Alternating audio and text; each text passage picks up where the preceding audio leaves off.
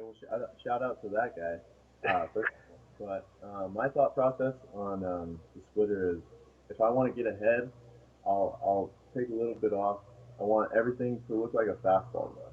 So I'll give him that look of the splitter. If it's 0-0 and I'm getting ahead, I'll give him a look of taking a little bit off, letting him see it, and with that one, I'll just kind of float it in there. That's going to be the one, uh, the straight grip. Okay. So I have that right there. That's looks like the horseshoe is opening up away from the fingers. Right Uh-huh. there. Okay. All right. Yeah. Okay. Looks like we got the same one right about there, and the thumb and the fingers right up there. Yeah, on the side. Okay. That's big. Okay. Now go ahead. So with that one, I'm trying to get ahead. So I'm showing him wrist, Okay. and my wrist is just going straight into the catcher's glove with that nice snap with Okay. the ball coming out here. So when do you feel like you start your snap? Is it when maybe the ball's passing your ear, or do you try to do as late as possible, or is that something that you're trying to find in the bullpen before ahead of time and figure out exactly when that started? Right. Well, that's what you figure out in your bullpen, obviously. But that's something that's you're gonna have to listen to your body to, you know. But for me, I like to get it out as late as possible. Um, and when I'm getting ahead, I like to show them, here it is. I've got it. You can see it. If you see it again, you might hit it hard. Yeah. So then I'll go back. I'll give them a sequence of pitches, and if I go back to it, it's always going to be a different look. Gotcha. If I go back to it, I'm gonna throw it as hard as I can, and if I go back to it, it's gonna be this one. Okay, And so a this is little the bit different. Yeah, a little bit different grip. instead of Not instead of the horseshoe facing me, okay. I'm gonna get up on top of this seam here, Okay. and get on directly on the side of this logo right here. Okay. Okay. And that helps me because with this one I want to pronate because this one I want to go down and Okay, into so the. you're trying to get over on the side of it. Now, when do you think about pronating that? Is that something that's early, or you try um, to go late? with that one I'm throwing it as hard as I can, but instead of showing the wrist, I'm going to show the thumb a little bit more. Okay, so you're already almost pre-pronated on it. And does it Right. just naturally come out when you come in there? Is that what? It does feel natural because I'm on top of it and I'm pronating it over, so it's getting that down and in, so I Yeah, can yeah. break a bat or make them look stupid. And, Okay. you know, And do you almost throw that one for a strike and for a ball also? Can you control the throttle on that one? I like this one because I can let up a little bit, and if I when I let up, it's gonna flutter. So it's gonna start at their eyes, it's gonna look fat, and it's gonna drop right into the zone. That's the one I get ahead with. Yeah. If I'm trying to K the guy, I'm gonna be intense. I'm gonna grunt. I'm gonna throw it as hard as I can, like a fastball, hopefully. And when it comes out, it's just gonna come out real late. I'm pronated, and it gets that downward snap Yeah. down and in. I've always been baffled too with yours, and you just mentioned it, is the height to which the ball comes out and the depth to which it falls always blows my mind every time.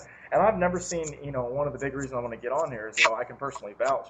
You threw more pitches that bounced, that people took grown man hacks at, than I've ever seen at anybody in my life. I mean, I felt like if I bounced a curveball, a guy might just, a little bit lunge at it, but I saw people just take mammoth hacks and Well, nowhere close. And well, it's hitting the top of the plate, or and playing catch with you, I could see it. Thank God I didn't have to catch you, but a couple times you trying to let it go, and just abandoning the situation.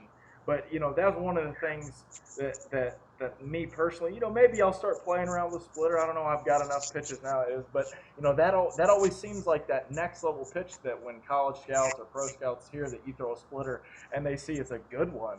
I think that there's this underworld of information that's not getting out there, and people just say, a split. But in reality, you've shown me two different grips, but you almost have three different thought processes for each one. You've got like a get me over, you've got me a fast one, and then you've got a fast one that's down. So it's, Mm. and personally, the way I would think is that that's three different variations, and in reality, we're at six variations of one pitch. I mean, one pitch of what you're trying to do, but two different grips, and then go from there. Now you've got one other version, right? And this is the one that always gets me every time I see it. Go ahead and take me through this last splitter that you got here. This one is it's the same thing with the horseshoe. I'm getting it real deep, and I'm getting my thumb underneath the ball. Okay. But this one, instead of showing him my wrist, I'm just throwing it like a fastball. I'm almost getting on the side of it. So if I'm not on top, it's if I'm on top, it's gonna tumble. It's gonna tumble and go straight down. Yeah. But if I get on the side a little bit, just relax my wrist from here, release point to here, Yeah. right out in front, kind of showing them my middle finger. Yeah, where your middle finger is ahead slightly. It's slightly ahead of your index finger there, almost as in. Okay, all right. It's almost coming across like a slider. Yeah, So release when I release my fingers are going this way, yeah, right towards my knee.